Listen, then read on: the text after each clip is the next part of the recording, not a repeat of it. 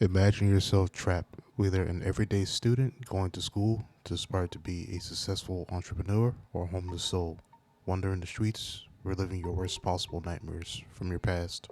Imagine being held hostage by your sins and inner demons, having to repeat those mistakes until finally making amends with them, only to be brought to a world unknown to the living, a sort of purgatory, or maybe some divine power has decided that you're not welcome to the gates of heaven. You rest eternally with only your conscience and nothing more. This is essentially the protagonist's story in I Divine Cybermancy, a technocratic cybertronic hell world ravaged with unknown multi-dimensional entities, corporate greed, secret organizations, and war, different factions, all fighting for control for not only Earth but the entire solar system. I Divine Cybermancy ticks all the necessary boxes that would make any present-day dystopian novel look like child's play. I holds no punches to what a true dystopian nightmare would look like if total lust for power was to ever be in the upper hivebands of powerful men. I is about a commander named Rimana, whose desire for control through disgraceful acts of betrayal that leads us through a series of what I call flashbacks. We are eventually offered peace or continuous suffering. After beating the game 3 times to unlock all side gates, it's speculated that Rimana meets his past lover in the form of what's called a cynical, a female clothed in white robing, offering our commander peace, acceptance, or choosing to what quintessentially I believe to be a repetitious death, forever held captive by his inner demons of guilt. On first entering the world of I, we are introduced on a screen to where the player chooses their genes. Each gene implant has its own unique name and characteristics, each representing one aspect of the Kabbalah, or the Tree of Life, a hermetic diagram depicting the inner workings of human nature and one's destiny. From this creation tool, we conclude that through advanced technology, scientists are able to modify DNA to write or determine a person's life, blurring the line between mysticism and reality. We see this today in our present world, centers offering a so-called designer baby program, where babies' embryos can be modified. I choose metastratomic mixing just for curiosity. I keep going until I have good stats for a melee build. After that, you are presented with a dream state where you are, or rather see your dead mentor. You wake up in a cave and go through the basic motions of a standard tutorial. About halfway through, you can already tell that this is heavily cyberpunk inspired and has quite interesting art design. Dark, techy, monolithic structures all looming over, just calling feelings of dread and oppression. You are given the rundown by a secretive member and is given instructions to escape the Federation. Once completing the tutorial, you arrive at my personal favorite, HQ Temple, home operations of the Calder Day. Now first glance is nothing short of breathtaking and just mesmerizing. Easily one of my favorite places. There's something magical about this place that I just love. Maybe it's the enchanting music or the kind of old style that I don't know what that's referencing to, but it has a library, medical center, armory, a place to train, and a cool little docking station to choose a mission. It's hard to see that this space is littered with golden triangles with the Kabbalah in it. At the topmost part is Kether, the crown of the Kabbalah, representing divine enlightenment and attributes mirroring God himself. This enlightenment is physically shown by the mentor and Remina by the disc on their headgear, I think, possibly showing that they possess some hidden knowledge. You also see the elephant in the room, a giant dark machine, alien-like creature hanging from cables. I'm not entirely sure what that is or what's possibly being extracted from this, but it's speculated to be source of the psychic powers of I. You're asked what happened, but you seem not to recall anything. Your mentor tells you that the Galters and the Giants, both factions under I, are in tension with each other because of Remina. You talk to your personal Scrapple that tells you everything leading up to the return at Temple HQ. You basically had stumbled across some artifact and lost all memory. While listening, you find out that this mission was a secret plot to destabilize the Giants. You're finally told not to trust your mentor and serve only the commander. One interesting note before continuing are the names of all the interactable NPCs at Temple HQ. So here goes. I recorded Orionos, or Orion, a Greek god hunter. He talks about hunting the Metastromonic forces. Culifer, or Lucifer, the light bearer. He is the librarian keeping all the information. Asmodai, or Asmodeus, the prince demon in Abrahamic religions. He sells cyber implants, the source of all cybernetic powers. Remina, which roughly translates to speak or to express, hinting that this story is being told through him. Hekath, or Kate, or not sure how you pronounce that. He's the Greek goddess of witchcraft. He sells side powers, which is sort of like magic. Azazelis, or Azazel, the Hebrew fallen angel. He sells weapons, many tools of destruction. Deimos, or Deimos, the Greek god of fear. He talks to you about side powers and what they are capable of. Narcoleptic, or I believe to be narcoleptic, a neurological disease affecting energy. He tells you about the cyber implants. Aim, or Harbarim, it lets a three-headed demon in demonology, rides a viper. He tells you about the different locations. Eligos, a grand demon and war strategist. He's the combat trainer, and it just goes on and on. Yes, so you see the pattern here. Mostly everyone here is named after some demon. Even one of the looters is named Balthasar, which is a demon spirit in Christianity. Upon arrival at Virg Corp, a post-abandoned industrial zone fully automated by big corporations, well, because there's no one to run these complexes, I believe because lure raids and the Federation have ravaged the population. The only solution being a fully robotic world to serve its masters. Oppressing the few survivors turn looters, fighting the big machine. This kind of reminds me of San Francisco, rampant looting and tech giants gripping the world with their iron fist. The police there are really only backdrop and aren't taking control of the city. A recurring theme you'll see in I. We then meet with Cassius, who gives me an additional task to kill a looter chieftain. Cassius is an interesting name to choose because historically Cassius was someone who plotted to overthrow Caesar. We arrived to New Eden, a seemingly gothic and cyberpunk metropolis. Dark streets, neon lights, crooks on every corner. Basically, it's a dystopian nightmare. There's a few interesting things to touch up on this place, as it's where we were debriefed on a retrieval sting for a cyber brain that was supposedly set up by Remina. The cyber brain belonged to one of the Secreta, and highly doubt that Cultus was able to steal such a possession.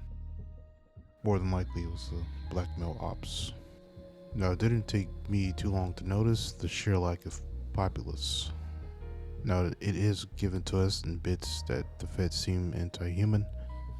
You'll come across a burner, maybe sort of thermobaric weapon, creating a vacuum, a slow kill if you will.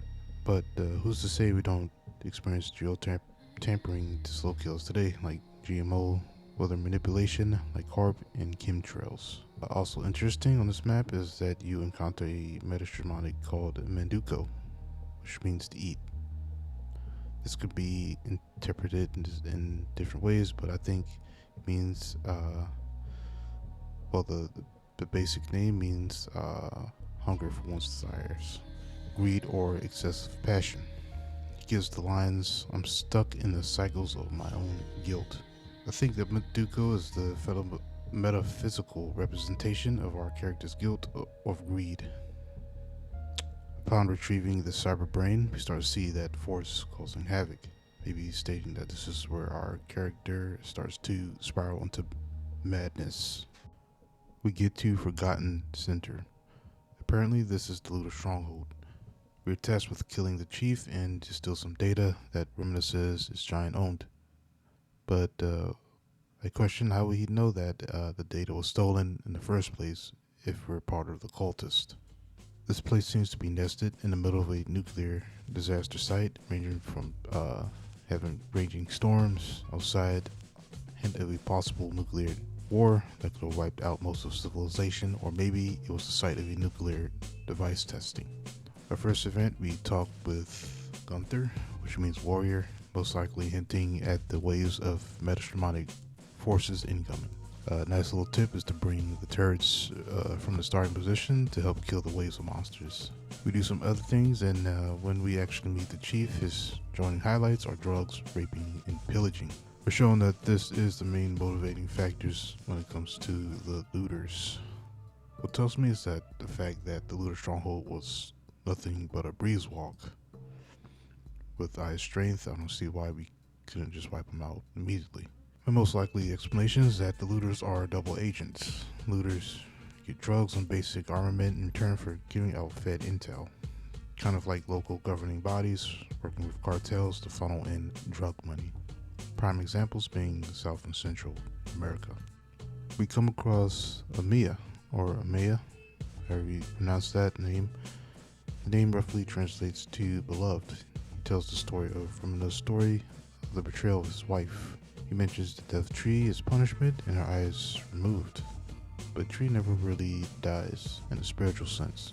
It regrows its roots, symbolizing death and rebirth. This could be the towering female statues we see around Temple HQ. The wife of Remina suffered death and rebirth as the aforementioned cynical. One interesting thing Mia mentions is the red edge of the universe. I'm not sure what this implies, but when light expands, its wavelengths turn red. This could mean that our character Remina is losing light, which symbolizes purity, and the red shift symbolizing evil. But it could mean something entirely different. Upon arriving at our next destination, Electric Sheep, we're centered with looming high-rises around with no clear sight of the night sky or the ground. The name signifies a very fundamental issue with today's youth. The term Electric Sheep points to today's obsession with slave mentality, with digitalism and electronics, our codependence on smartphones, and soon to be obsession with augmented virtual reality. One disturbing thing we come across is a bartender who is a lieutenant, mentioning how people are escaping reality to parties, drugs, and video games. Since the looters see this as an easy backdoor to just do whatever they want with people. As sad as this might seem, he is certainly right. To an extent, people do what they're told to do because it's easier. Don't think for yourself. Let's hope in good faith for government to bail us out out of our misery. The point of this mission is to hopefully cause some dismay between federal forces and the looters. Kill some lieutenants, and we're given the opportunity to work with the feds so they could launch an attack on looters in return for looter info. I chose the wrong options and fortunately had to kill him. We returned back to base and were debriefed on a mining and weapons research venture called Vindico. Remina tells us that Vindico is part of a consortium, a group of all the largest corporations, similar to our today's Fortune 500 companies. Remina thinks Vindico has unearthed some sort of powerful artifact, and that he lost contact with the previous scouting team. We arrive at the mining base, my second favorite map in the game. Suffice to say, it's eerie as hell, threatening, and the overall aesthetic is just downright dystopic. The perfect place to mesh with this cyber hell world. We're greeted with three characters named Dreamer, who I think is hinting to everything being a repeat memory. Dutch, who tells us about our setting, Seleko. Seleko is a reference to a human ship in the movie Aliens that was overthrown by an alien queen. Maybe this reference is suggesting that an evil force has overthrown the Secreta, possibly whatever it was, on Earth. And then finally, Zarel, which is a twist of Azrael, who is the Archangel of Death. He mentions that our character talks to himself, symbolizing the character's descent into madness, possibly. The name Zarel could also be mentioning the death of conscience. Dutch tells us about the special relations between Remina, the Giants, and Vendigo, and we're tasked with scouting the base for previous crew and restoring communications. We find logs telling us about the horror that was dug up, an artifact that was causing mass hysteria among the crewmen.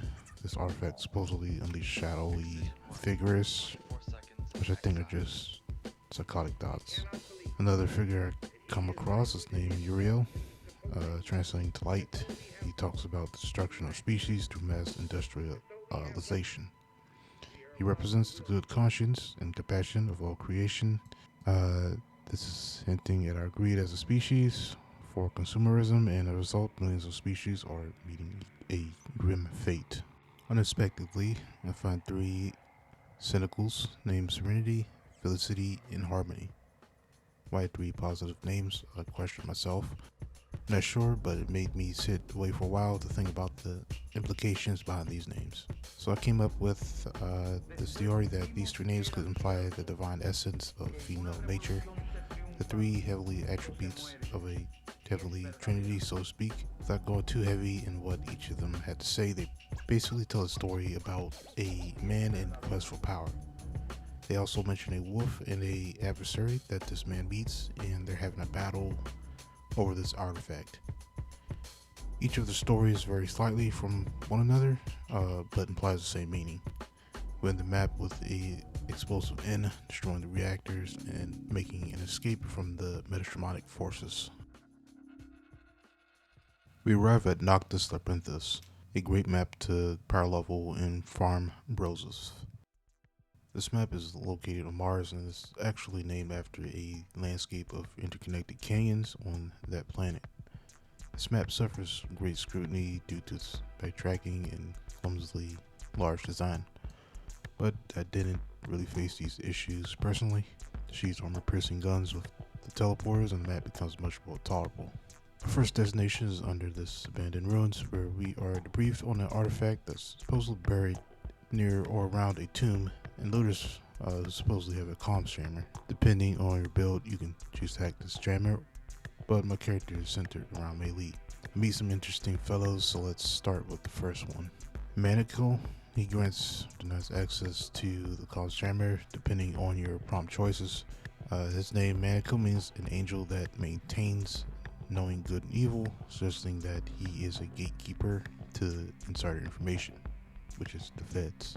We meet a drug addict called Cristobaldo. We're given the option to shun his habit of choice, and he basically tells us that we should not judge others. So we're all made of flesh and bone, and sometimes fall prey to our animalistic desire. The name Cristobaldo is, I believe, a twist or derivative of Cristobal, meaning Christ bearer. I think this interaction is implying that even though through the physical realm we are all animalistic and sinful, through spirit we are forgiven, and that there is no judgment, only redemption through the light of Christ Almighty. But I don't really buy into this. Just don't do drugs. Another fellow I meet is Isaac. He tells about having 8 children by impregnating 5 whores from Venus, if I remember correctly. Correct me if I'm wrong. Isaac is a biblical representation of the joy of giving birth through the will of God, coinciding with the looters' quite boisterous feelings about knocking up multiple women. Lastly, I meet with Scribius. This interesting little guy abandoned the feds due to his mistreatment and mistreatment of other machines. The Scribe's mission is to travel the known universe in order to find an answer for this mistreatment and spread that knowledge. Sentient robots with feelings through the use of AI is actually a real thing. Is it the warning that machines will inevitably match human ability through means of adaptive AI or deep learning? Honestly, it seems like it.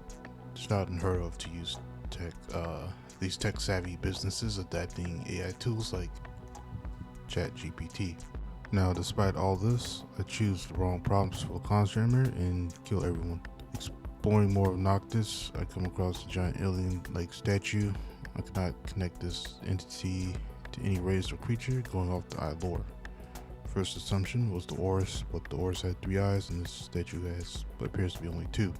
This could also be part of the undead army, a deity to them perhaps, or this could be a glimpse to what fought the Oris and humans way back, according to eye lore. Coming across this federal base, I meet a corrupt agent named Jakarta, possibly a rearrangement of the name Jakarta. This is a critical turning point for the campaign of I because he offers to join the federal forces, prompting the end of Noctus. So I'm told. In ancient times, Jakarta was a Numidian king and was now present-day Libya, who was most notably a sworn foe of Rome. Jakarta was known for his cunningness and battle prowess. He would end up later killing both his brothers, Himsel and Erebol, I think representing the imposing factions, the looters in Secreta, and bribing Roman officials. The bribing being you, the player. Now, we get to the real meat and veggies of Noctus, the tomb. We were told earlier where the artifact resides. Upon first stepping in this tomb, I come across a werewolf named Egatian. He talks about man being the harbinger of destruction towards nature and prompts the question to join nature's forces to destroy the Federation in Secreta. The player then finds a loophole in his rhetoric and I end up killing the werewolf. This name is another term for a familiar. Witches would conjure these spirits that would come in the form of an animal, although it can be other things like a person or a pot or other stuff. These spirits were said to be an aid and act as a sort of guidance for the Wicca practitioners. But some cultures were split on the idea of a spirit conjured by a witch being actually good and holy. That werewolf was hostile, even though I was trying to agree with his thought process. So was this creature really evil or just another expression of our player's guilt? Maybe both. Who knows? I personally think that nature is both cruel and kind. Is ultimately on man to decide the tides. Does he harness and use it to his advantage or let it crush him? Going further in the tomb, I find the king, an ancient undead skeleton dressed in medieval armor. I'm asked to join his undead army, but I promptly say no, and then he congratulates me on my wise choice. Don't ask me what happens if you do decide to join, as I don't want to find out and accidentally lose my character. Now, by definition, an undead can be a vampire, ghoul, wraith, zombie, and so forth. But I can't recall ever seeing any undead through campaign and cannot trace it in any of the eye lore. I asked about the artifact and he tells us to kill 27 humans. Now, I don't want to delve too deep into numerology, so I'll try to keep it brief, but most likely not so. The king says 27, so why that many? According to a couple quick Google searches, 27 seems to hold many meanings both spiritually and also geometric wise. Starting with numerology, 2 plus 7 is 9. I often found that 9 was considered an imperfect number because it's short of 10. In Masonry, the 27 signifies a perfect cube. It is the cube of 3 by 3. In the biblical sense, in the New Testament, there are a total of 27 books, I believe. After the flood, it took 27 days to dry.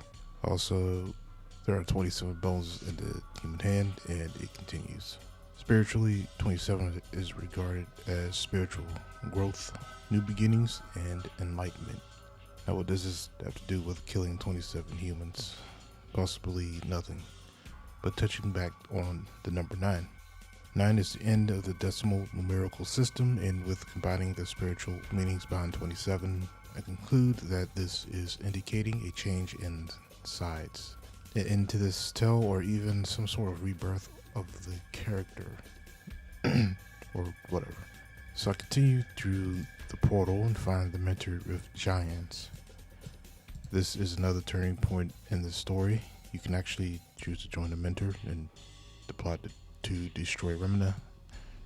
As told, he wants to the artifact for himself. I chose to kill the mentor, and the mission ends. Back at HQ, I talk to Remina, and he tells us that the artifact is with the giants and we should go there to their HQ and kill them. Before I go, I talk to Orionos again and tell him about the traitors. He tells me that either they have succumbed to the metastromonic genes and have knocked into a different consciousness due to the force that he mentions. I question what it is. Force I only know of is the stromonic. Is there like a double-edged sword, perhaps? If we're given stromonic genes, could that very technology be causing our badness? Just so many odd ends that intertangle with each other that doesn't make much sense to me. Or maybe I'm asking too many questions. While at the giant temple, I kill everyone and turns out to be sold by Remina. One thing I noticed at the end of this level was the Masonic 2 pillars, but I'm not going to go into too much depth about that. I'm told by Etienne at the end of this level, whose name means Viper, Greek warrior known for his valor and ability to change the wind, I think metaphorically meaning the tides of battle. He tells us that Remina wants to destroy the console with the power he has acquired, so we exit the giant temple and return back to Temple HQ. I come across another werewolf, but this time he seems to be an ally. I talk to him, which surprises him as he claims to be invisible, hinting again that everything is a mere dream. Also indicative of the gate for the side mission, Bad Dreams. Now he teaches us a very powerful but dangerous spell called the Hypnotic Gate, which casts a rival into a never-ending hypnosis. It's widely theorized that Remina was put into this sleep state by trying to cast a spell on who, I'm not sure. The werewolf tells us that we learned it without us even knowing it, hinting again that we are already in this hypnosis. He tells me something about the temples for divine pillars. Wasn't sure what he was referring to, but he could be referring to the 4 pillars of destiny. The 4 pillars of destiny is also called Bazi, meaning 8 words. This was used to determine a person's destiny by assigning sexagenary characters to a person's birth year, month, day, and hour. This vaguely reminds me of the 8 genes you choose from the character creation screen. These genes, of course, determine your player's abilities, but that's just a guess. Some other things come up, but I think that makes the most sense. Lastly, the name Amarok. Person I come across was a giant wolf in Inuit religion. It was said to be both female and male because of its duality in nature, both being a caring mother to its cubs and then being a fearsome male warrior hunting its prey. One story that stood out about this werewolf was that it was conditioning a young boy to be strong so he could get recognition from his village, presumably pointing toward our new game ability to kill Remina. So we attack Temple HQ, kill a cultist, and then we're instructed to go and find Remina, who's behind a giant stone door. I looked closely from time to time at the markings, but can't really make out anything from it, including any of the binary and I think Chinese text to use throughout the game. One Redditor tried to get a translator, but the Chinese text was just jumbled up words and letters, supposedly. Eventually, I would love to hire a Mandarin translator to see if there's anything interesting hidden. I finally kill Remina and the mission ends. So we restart back at Temple HQ. I first come across and talk with Ä.Ψ.Յ. This name on Google, I come across the Demon's Wiki. He's the Prince of Hell in demonology. The name is borrowed from a book called The Lesser Key of Solomon. Some sort of sorcerer's book, I think. Ä.Ψ.Յ's power is that he knows the past, present, and future. Ä.Ψ.Յ tells us that we enter the commander's room and we talk to ourselves. I think a more obvious hint that the player being Remina. Next is Niblis. He mentions Office 7, which I don't know what that's referring to.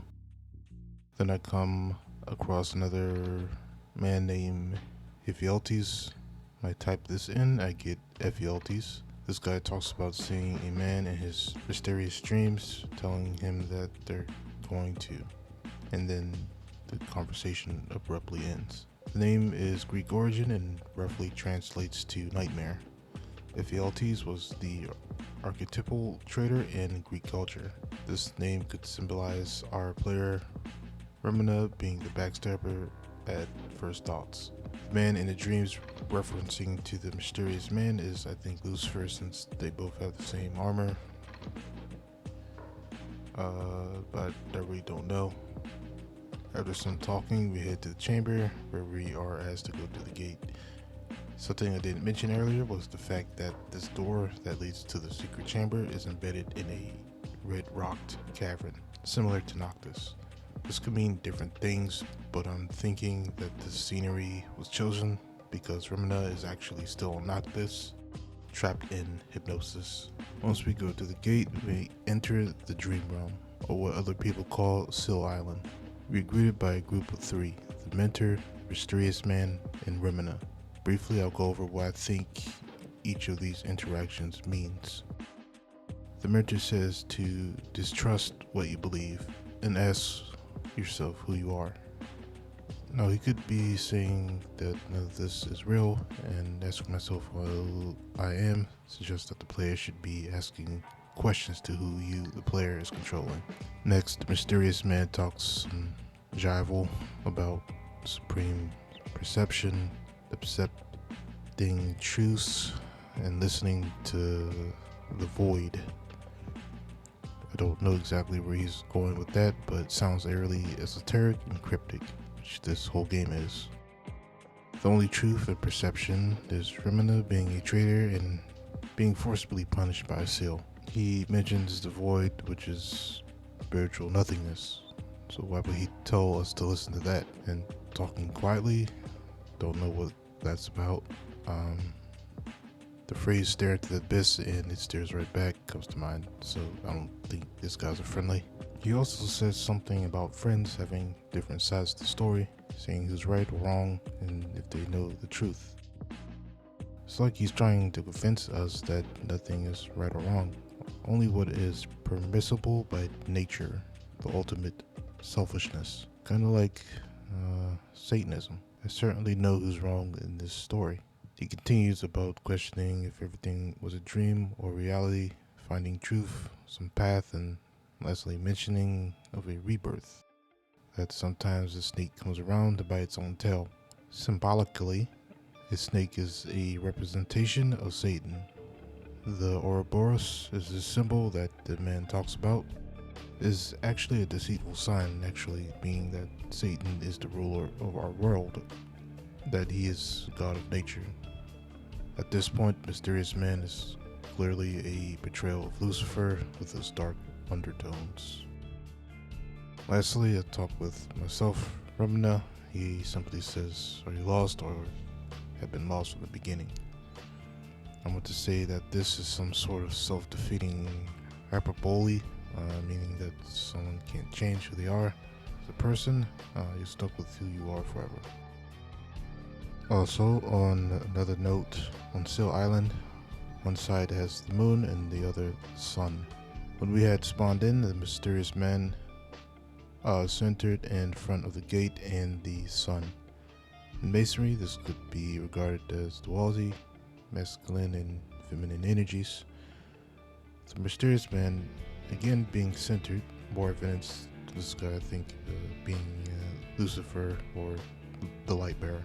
Finally, we finish the game and go through the gate, and we are spawned back at the start. Now, this is actually 3 endings to this game, but for the sake of length, I'm not going to go any further. Basically, you choose different paths and learn the 2 other gates called Substitution Gate and Triangular Gate. Now that we are at the end of this video, I'd like to give some concluding thoughts on this game. Firstly, I have to give props to the dev's choice to integrate different mythological and religious names in the game. Through the first couple of playthroughs, I didn't even realize this until I decided to randomly Google the NPC's names. It suffice to say that possibly the lead writer, who happens to be the programmer, is heavily inspired by the occult, whether he is a Luciferian believer or simply shining some light on the esoteric. I think he did a fantastic job leveraging both that knowledge and some of the cyberpunkish technology to create this sort of dystopian world filled with nightmares. If you're into already familiar with the Kabbalah and a student of ancient history, some of this might have been familiar with you. Bad Dreams perfectly describes this game, since we're trapped in a never-ending fight with our own guilts. So happen you to choose not to proceed the fight, we are sealed away forever in purgatory. But anyway, thanks for watching. This game has made a real lasting impression on me for a long time, and thought I'd do a somewhat comprehensive video on it. Will we ever get a gem like this again? Probably not, but one can only dream.